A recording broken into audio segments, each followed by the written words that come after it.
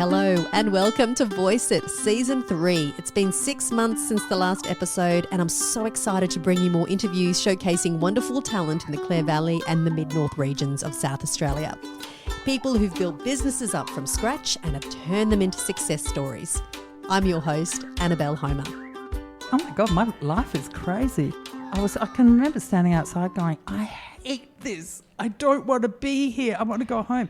And he was just like, oh no, well my father always said that you just do the job that's in front of you. I don't care what your father says, Matt. Today you're going to meet Mim Ward. Now most people in the tourism hospitality space in regional South Australia would know Mim. She's a larger-than-life character who has done an amazing job looking after all things tourism in the Clare Valley. But much of her career stems more from the Outback. Mim's early beginnings in hospitality and eventing began at the famous Prairie Hotel in the Flinders Ranges. She then started her own events business called Outback Events and was one of the major players behind the Great Australian Outback Cattle Drive during the Year of the Outback. She's also managed hotels with her husband Bruce in Victoria, as well as the iconic William Creek Hotel in the far north of South Australia. And she's about to embark on a new adventure to Coober Pedy. Why Coober Pedy? Well, her husband Bruce is now the Outback Mail Man, and Mim's about to join him. Doing the mail run? Not so much, but is excited to see what Coober Pedy has in store for her.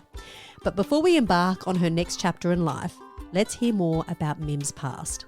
And let's just say, she's lived a full life, so strap on your seatbelt, you're in for a ride. So where did life begin for you? Where did you grow up? In the Outback? Or I'm Adelaide born and bred. You are a city girl. I am very much a city girl, born in the eastern suburbs, sort of... Because you've had quite an affinity with the Outback, so where does that come from? I think it comes from my father was a frustrated Outback bloke. I know that when we were small, Dad's sort of treat was that he had friends who had a property outside of Balranald. He'd leave mum at home with whatever children. Yeah, so he'd leave mum at home with whatever children were, under the age of 5, I think. Because you have how many siblings? There's 12 of us altogether. Yeah, 12. Your mum's been busy. Yeah, well, she was busy, and that was the joy, was that Dad would throw them all into, the station wagon when you didn't need seat belts or car seats or anything like that. So he could really, and he did pack us in, because he used to do this thing where, so he'd have a few in the front seat and a few in the back seat, and then he'd put all the suitcases in, and then he'd leave a gap between the suitcases and the back window, and there would be 1 or 2 children in that area there. Normally one, but, so that poor child couldn't actually see anybody else in the car. You could hear them, but you couldn't actually see them. So that was where he'd take us away. But he would go up to, he loved going out bush, and that really was his joy when we were growing up. And I think, he took us all on that trip with him, and I think it was just something he instilled into all of us. And we were just lucky that we knew people who lived in the Outback, whereas now that I've sort of done it myself, I think, we weren't that far away. But as a kid, though. Oh, yeah, as a kid, that's miles away, and you're still sitting in that car. So, yeah, I think it probably came from him to begin with, and just grew from there. So you started your tourism side of things at uni? You went to university? Yeah, so I actually, once I left school, I did nursing. And nursing and childcare. But after childcare for about 6 years, I went back to study. It wasn't a uni course at that stage. It was just done through Adelaide TAFE. And in fact, the lovely Bill Spur, who's only recently passed away, very sadly, was the head of the school when I was there. So he imparted this joy about what tourism was sort of all about. So, what's the significance of this fellow? Bill, so he was the head of the school when I was there. He went on to become the head of SATC. He was just one of these people. The things that he did for tourism in South Australia was just amazing. Good to have him as a mentor then, gee. I know, he was lovely. So, yeah, I went off from and nursing studied. to childcare to tourism. Yeah, to tourism, exactly. I don't know quite how that worked out. So when I finished my tourism course, I did conference organising for about 6 years, both in Adelaide and in Victoria. But sort of prior to all of that, when I was 20, and I think I'd come back from New Zealand after living over there for just a year, and of course had no money, as you do. And I went and got a job at the Norwood Hotel, and Jane Farger, Yes. she was then Jane Goodall, Jane was working there as well. And so we just became mates from there, and I used to travel up and down the road with her to the Flinders Ranges. I'd never been to the Flinders Ranges before I was 20. And I was just stunned. It's like, oh my God, look at this amazing place that I'm travelling up to. And so that's sort of when I first started to love myself, out of my own experience, that country. When I was in Melbourne and I was conference organising, Jane and her husband had sort of bought outright the Prairie Hotel, which was the closest pub to their property up in the Flinders. They had it for a couple of years with other investors prior to, when was it, 97? But then at the beginning of 97, they sort of bought it. It was 97 when I went to work with them, but that was the year that they decided to do the upgrades. So I went and worked with them from the beginning of that year, just on helping them just in the pub generally, but then also sort of working towards... Jane and I used to sit there and write financial reports for banks. I think, how did we end up doing this? Crazy. So you pretty much helped, with the help of Jane and Ross, you helped transform the Prairie Hotel because it's quite a success story. Oh, it's a huge success story. And, I mean, Jane is, first and foremost, she is an amazing... Her ideas just don't stop all the time. So she would come up with many of them. And that same year was the second time that Opera in the Outback was held up in the region, as well as being a huge ideas girl for the hotel itself. Jane loved an event. Oh, my God, she loved country music, and she loved bringing country music to the region. Not just country music, because that weekend up there we did a 200 or 400 tent accommodation set up on the town oval. And if you've ever been to Prairie Hotel and seen their town oval, that was a task in itself. And then we had, across the road from the hotel, we had a stage set up with 2 dining wings and seating for about 1,000, and they could feed 350 people at a time. So... and this is for the Opera in the Outback? But this was only for part of Opera. So this was just for the hotel's part of Opera in the Outback. So they also had Don Burrows and James Blundell and Grace Knight, so to have them all performing through the weekend. And then on the Saturday night, people went off to the opera and came back again, and then were fed, and the concert. And it was sort of ongoing. And Jane would do this a lot. So, she had Lee Kernaghan there. She had Gina Jeffries has been up there. Yeah, she's had a whole range over the years. So it's always very good fun. But she'd come up with the idea and you think, one of us has to pull this off, don't we? And so how many years was that?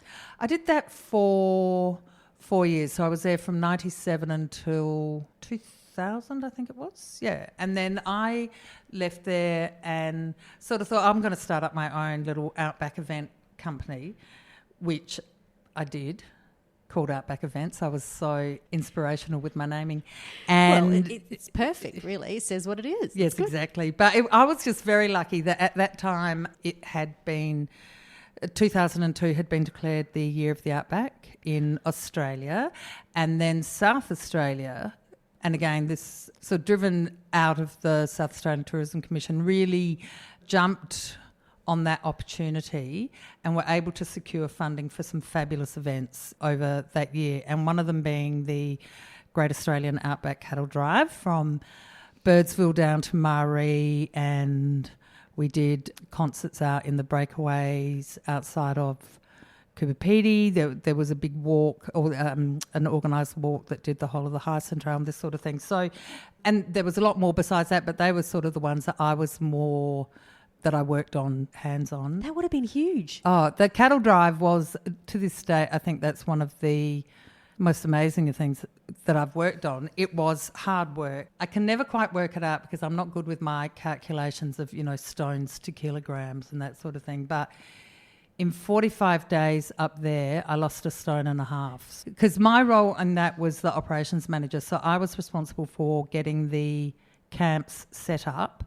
We had 70 tourists per night. We had about 70 staff for those tourists. And we had rolling camps. So we had 2 camps going at any one time. So we'd have the camp that people were staying in, and then we'd be setting up or dissembling a camp to then leapfrog to be ready down the track. So we changed probably, I think it was about 15 times down the track that we did it. And amazing. I mean, I had a group of volunteers who, a lot of them were women whose family were associated with the Birdsville track or whose partners worked on properties on the Birdsville track.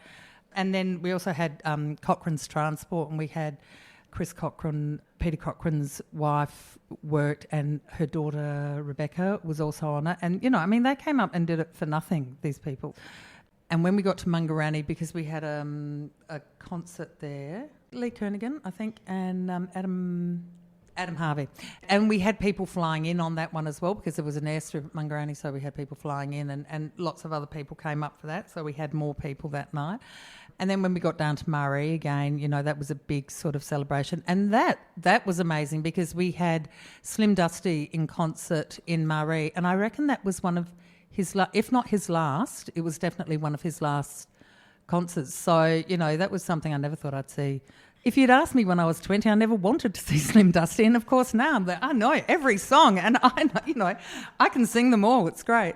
So, of course, when we were on the cattle drive, that's where I re-met my husband, and you know, stories. Got back together. Well, didn't get back together. We actually had met. So when we were talking about the opera in the Outback, we had met that year, but we didn't actually like each other very much. He was there with his then girlfriend, and you know, everyone was working really hard. We were all under stress, and everyone was getting on each other's nerves, and that was fine. But I remember at the end of that weekend, I was saying goodbye to him. I don't even know why I was talking to him. Because you didn't like him? No, I didn't like him.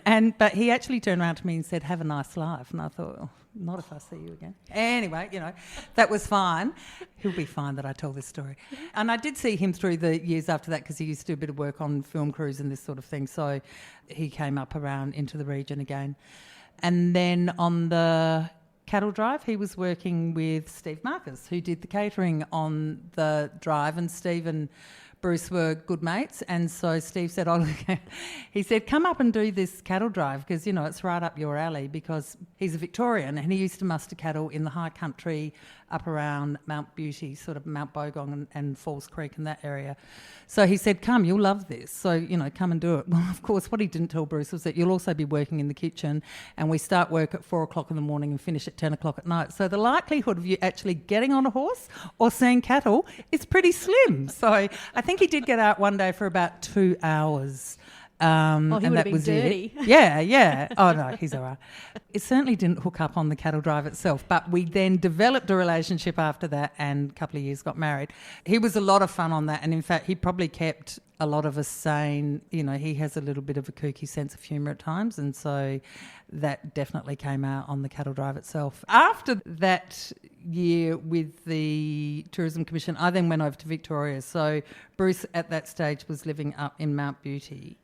And as I say, you know, I went and saw The Man from Snowy River when it first came out, and sat 3 rows from the screen so that I could watch the whole thing and just go, oh my God. And I actually turned to my friend and I said, I'm going to do that one day, you know, bring cattle off the mountain.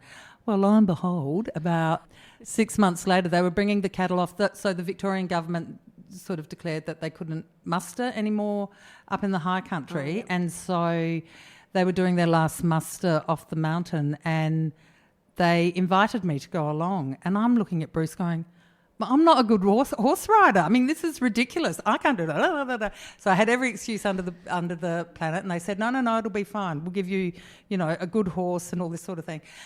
And that too was one of the most amazing experiences I'd ever had. You know, I slept in this tiny little cabin with about 6 men, I think, that I'd never met before, and one of them, Dickie Dale, who would get up at 4 o'clock in the morning and like to have a bit of a chat, and I was thinking, heavens above. And then we'd have to get on our horses and go out and find the cattle, and I was so nervous of not being able to get on this horse that truly I would spring onto the horse, and I can't tell you how many times I landed on my back on the other side, because I was really nervous that I was just going to be the standout, I'm not a rider girl. Well, the more nervous I was, the more I was the standout, no rider. And these blokes, and Sue, whose cattle they were, she and her husband Harry, Bruce's mate. So they were so patient with me. Oh my God, they were lovely. And when we'd sort of finally got all the cattle and we're coming down the mountain, and the blokes would say, Bruce, just take her up there and take a photo. And all these beautiful photos that I took, lost them. I have no idea where they are. So I can't even prove to people that I was there. It's so sad.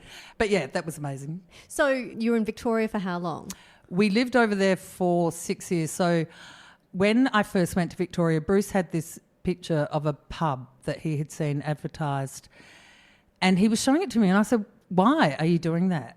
And he went, well, I thought that would be a good idea for us. And I said, I'm coming to Victoria to see if I even like you. The fact that you want us to then go into a pub and work together, I said, that's not the best idea you've had. So let's, again, like before this, I sort of said, let's just work separately, see if we like each other, see if we're actually going to be able to do this, and then we'll see how we go. So anyway, we worked out that we could, so that was fine. And then we were coming back to Adelaide and a friend in Melbourne got in contact with us because she knew these people who were buying a hotel in Central Victoria in Reedsdale, which is sort of between, if you know Victoria, between Kyneton and Heathcote, so about an hour and a half out of Melbourne. And they were looking for somebody to manage it. And I was really, oh, no, look, I've done the Prairie, and that was a really... I love that style of hotel where you've got different people coming through your door every day, and this was sort of more of a community hotel. Yeah. But it was lovely and the owners were fabulous. It was 3 couples who took it over, and so we said yes, that we would do it. And it was a lot of fun. It was hard work. I did cry for 2.5 years because I ended up having to be in the kitchen a lot because chefs, very hard to get. So I had to sort of teach myself how to cook, and I didn't come from that background. I mean, in Adelaide growing up, I had lots of friends who were caterers. So when you have friends who are caterers, even if you're having a dinner party, they come and take over. So you can just stand back and go, I don't do this. And so suddenly it was people paying for things. And I remember one of the first nights that I started doing it, I planned this menu and I had, I thought, yeah, I can do all of this. And I had fish and chips on the menu, beer battered fish and chips, and somebody ordered them and I went, okay. And as I walked back to the kitchen, I went past the bar and I picked up the telephone. I rang a friend of mine in Adelaide and I said, how do I make beer batter? And so I'm writing it down. As I'm writing it down, I can feel the tears welling up in my eyes, and I'm writing down the recipe, and I've gone out to the kitchen and I'm making the beer batter and I'm sobbing and, probably salting the beer batter with my tears, and made this concoction, made the fish and chips, and then had to actually, serve them as well. And so I was just doing everything. Meanwhile, Bruce is in the front bar. Having a good time. Having a good time with the blokes.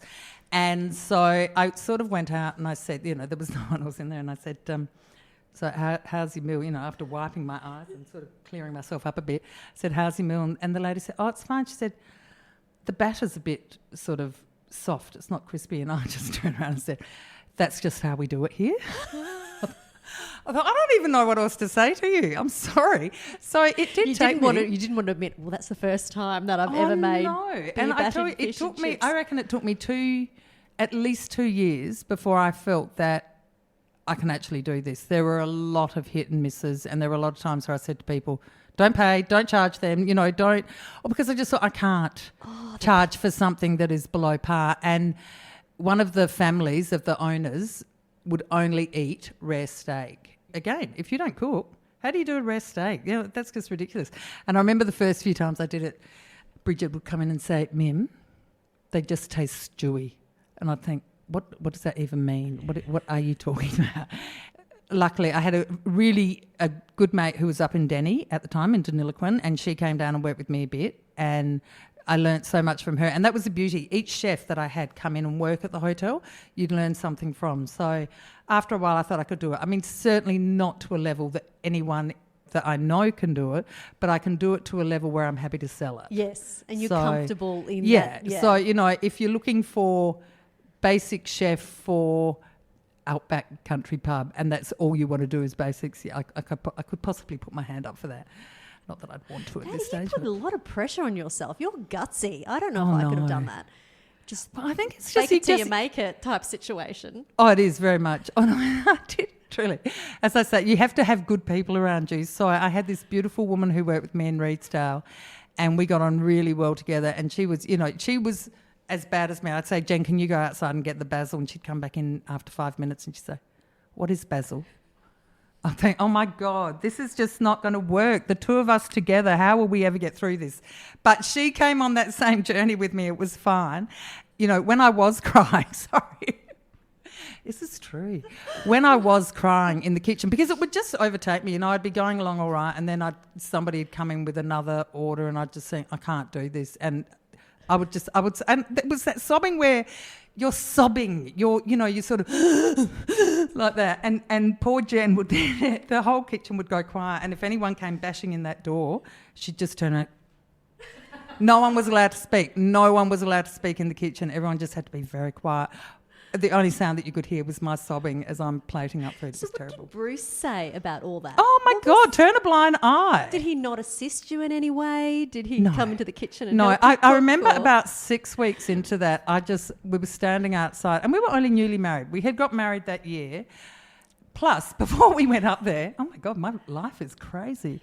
We had actually been up at Nilpena at Jane and Ross's property, and so we were helping Ross muster cattle, and Bruce and I were in one of those four-wheelers without the roof. It just sort of had the roll bars, and I was holding onto a bar. Anyway, he slammed on the brakes because there was a big dip and then a creek bed, and I sort of, you know, flew forward and flew back and just felt, oh my God, something's wrong with me. And, you know, he's going, are you okay? And I said, I think so. And he said, what should I do? And I went, oh, well, I'll sit out here and you go and get the cattle, because he told me that another time when I fell off his horse. He said, I have to go and get the cattle, and threw the horse at me, and I thought I'm dying. And so I love how he said, what should I do? I know, he said, what should I do? And we were just sort of looking, and I looked down, and I suddenly realised that my shoulder was sitting in the middle of my chest. And with that, you just sort of go, oh, no, actually, don't go. Oh, no, I did still say, no, I'll sit here, always the martyr. He said, no, I'll get Ross. So he called Ross over, and Ross sort of took one look and went, oh no, get her out of here. So that had all happened before that. So, you know, when we took over the pub, I was only just coming out of being able to move my arm again. So I couldn't even pick up a slab or anything like that. So there was all of that happening. And I remember, so then going back to how we originally got there was 6 weeks into it. I can remember standing outside going, I hate this. I don't want to be here. I want to go home. And he was just like, oh, no, well, my father always said that you just do the job that's in front of you. I don't care what your father says, mate. This is me. I don't want to be here anymore. And if it wasn't for him just basically ignoring me and thinking you will get through this and you will be able to do it, I probably would have turned tail and gone. But, you know, he had faith in me, so that helped, I think. Oh, what a story. I love that. That's amazing. So how long did you do that for? So we did that for 4 years. Wow. At the end of our time there, it was the Black Saturday fires, and where we lived, we actually had a fire come through. So in the Reedsdale area that we lost, I think it was 14 houses, and that stopped where we were living on a friend's vineyard, and we had two houses. They had their house, and then we had there was a little transportable on there, and we were living in there. And so we had actually evacuated that night, Bruce and I, because Bruce had also had a big illness sort of prior to that. So, you know, his strength wasn't good and all this sort of stuff. So I was up on the roof watering down their house, and meanwhile he was inside getting our things that we needed in case our house burnt down. First thing to come out was the saddle.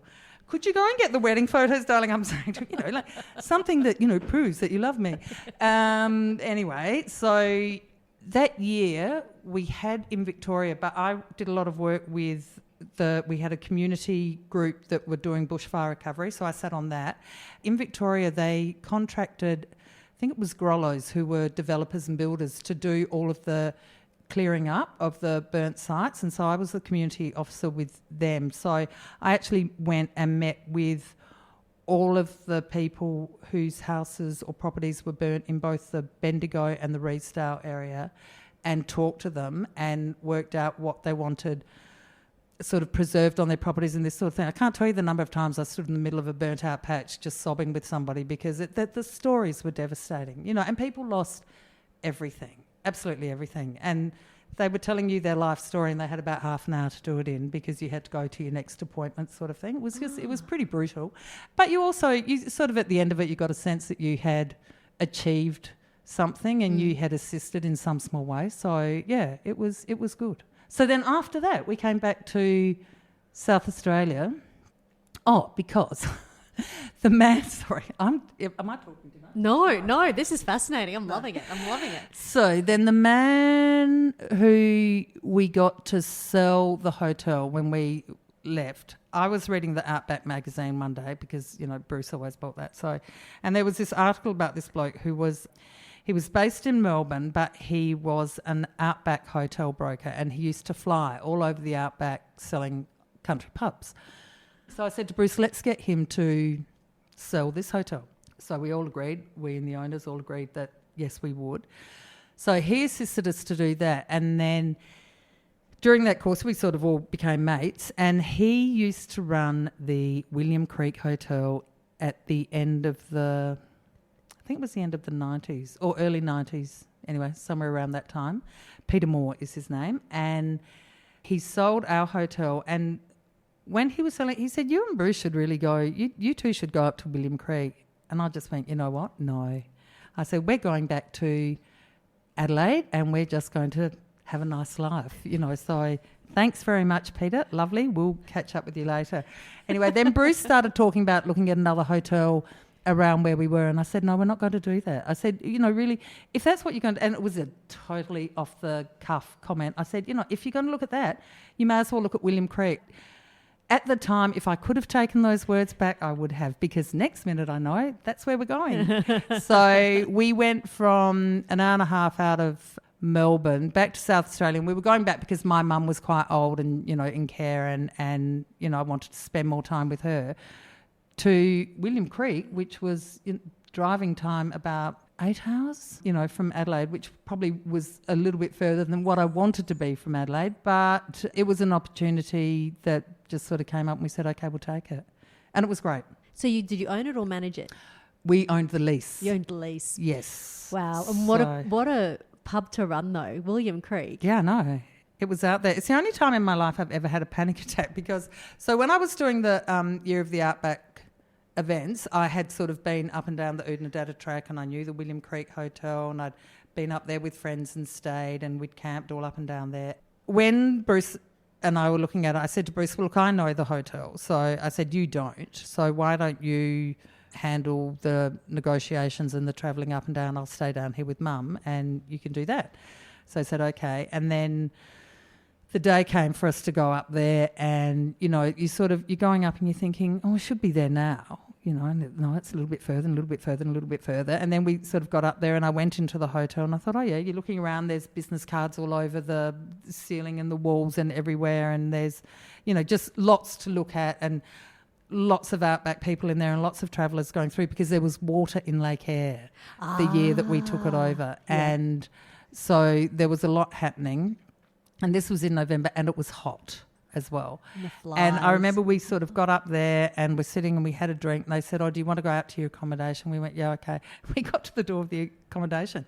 It suddenly dawned on me that this was where I now lived and I'm looking out at this huge expanse of nothing really that was just everywhere you looked. There was just more of this red dirt and big blue sky and... I think I just sort of thought, oh my God, I am isolated here. There is nothing here. I am on my own. I said, you can never do this to me again. I think I actually hit him. Was your accommodation like a donga or what was the accommodation? Well, look, it was the accommodation. It was the most luxurious accommodation that was there at the time. But when we took it over, there were 2.5 rooms that had ensuite. So we had, I think the room that we stayed in actually had ensuite and then the next 2 rooms shared the ensuite. Never quite worked out how that worked, but that was all right. Whereas now, today, it has maybe 50 rooms with ensuite now. So, it's a totally different business now as to what it was then. So what did you do in the time that you were there? Was it really on the map at stage, William Creek Hotel? Was it super popular? Oh, yeah. Well, and also because of the water in Lake Eyre. Yeah. So and the beauty of when we were up there was that we had water in Lake Eyre for every single year that we were there. And so we only had it for 2.5 years because somebody came along at the sort of that time and said, we'll buy it from you We went, oh, okay. In hindsight, probably we could have stayed there a bit longer, but, hindsight is always a good thing. So we took over in November. So that first year, or that first summer, it was just us sort of getting in there and getting it organised as to how we wanted to do it. And then Australians really don't travel through the outback during summer. We are beach and river people during summer, and so you see this huge drop-off. And then suddenly, can't even tell you when, Easter normally was always big up there. So say it was Easter, you walk out the door, and from one day sort of having maybe 4 or 5 cars, I remember walking out and thinking, there's about 200 cars parked in this street. 200? Oh, it was I cannot tell you. They came from everywhere. And then there's also the air charter business and the airstrip. Was it Trevor Wright back in those days? It was someone else? No, it was still Trevor Wright. Yep. So people were flying in and out, and it was basically like somebody had opened a gate somewhere on the Unadata track and they just came. It was amazing. 200 cars. I know, it was incredible. On the main strip of and William they would Creek. not be staying there. They might be just coming in for lunch. But that was the thing. You might have 50 people booked in for lunch and you'd end up doing 180. Did you ever run out of beer or? Yes. Oh, did you? And it was funny because you'd say, actually beer, I think most of the time we were okay. But if we ran out of food, and often we'd run out of lettuce. And because it rained that whole year as well, the first year we were there, I think we got around about 22 inches of rain, and the normal rainfall is about 3. Every few weeks, the roads would be shut, and you would run out of food because the trucks couldn't get through and this sort of thing. Yeah.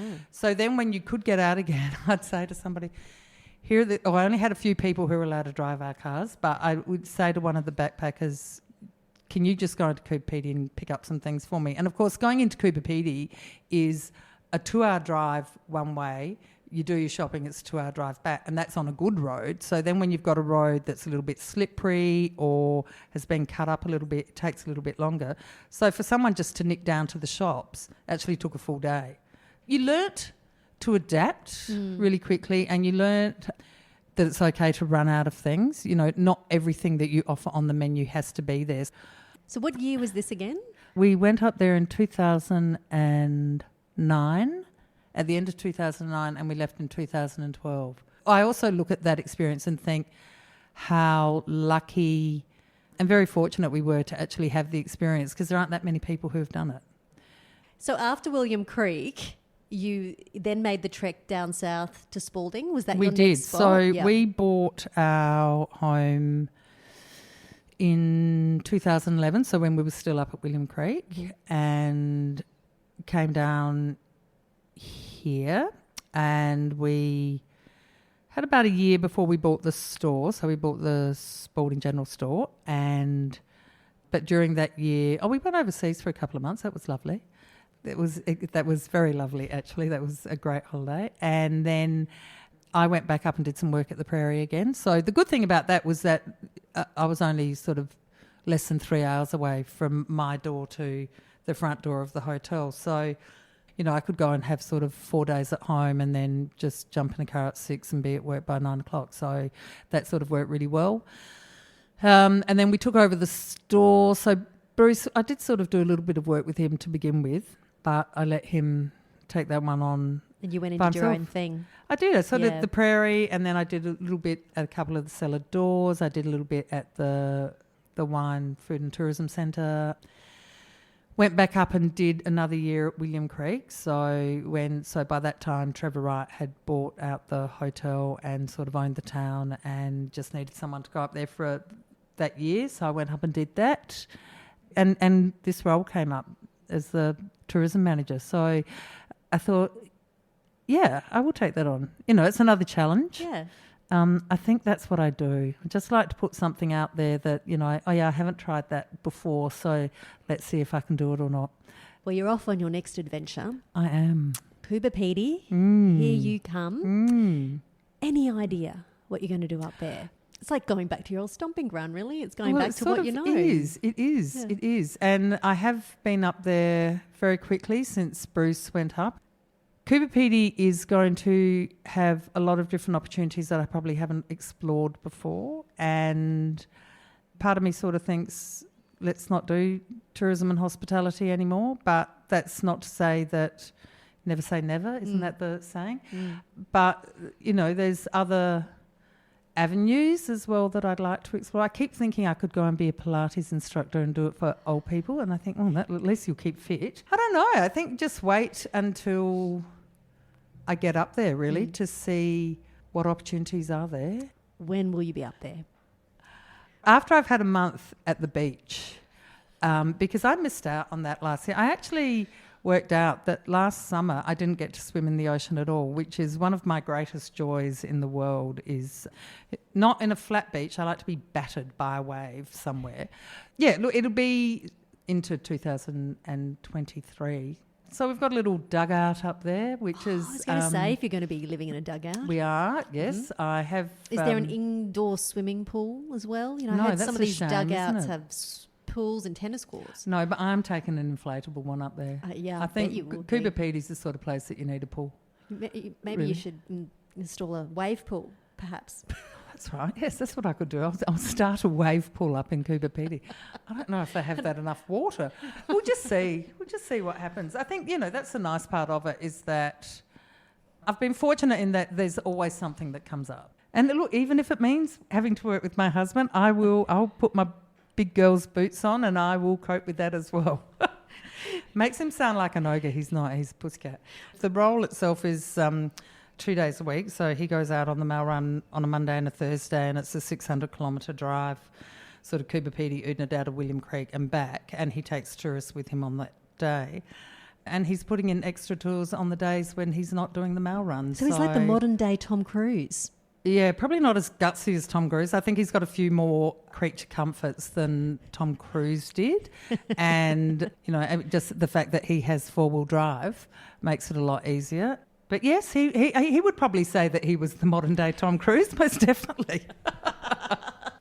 Well, I can just imagine the send-offs that you're going to have in the Clare Valley. I mean, you've made a massive mark in the Clare Valley from what I hear, and I think you'll be missed terribly in this space. I just wish you well, and it's been an absolute pleasure hearing your story. Oh, no, thanks, Annabelle. It's been fun. Good luck, Mim, and watch out, Coober Pedy. If you enjoyed this episode, please share it far and wide within your networks. Also, if you've got a moment, a little review goes a long way. For new listeners, a little bit about me. My name is Annabelle Homer. I run a small business in the Clare Valley called Voice It, specialising in podcasting, emceeing, public speaking training and audio memoir recordings. Check out voiceit.me if you'd like to find out more. I'm always happy to have a chat. Plus, I'm on Facebook, Instagram and LinkedIn. Also, if you'd like the opportunity to sponsor a Voice It episode and promote your business in 2023, this is a great platform to do it. The podcast world is huge. I've hit almost 11,000 downloads and my reach extends nationally and even overseas, with listeners contacting me from Scotland and Ireland, which is amazing. So if you want to be a part of it, get in touch and I'll send you through the details. Thank you for coming back to the Voice It podcast, and I'll be bringing you another episode very soon.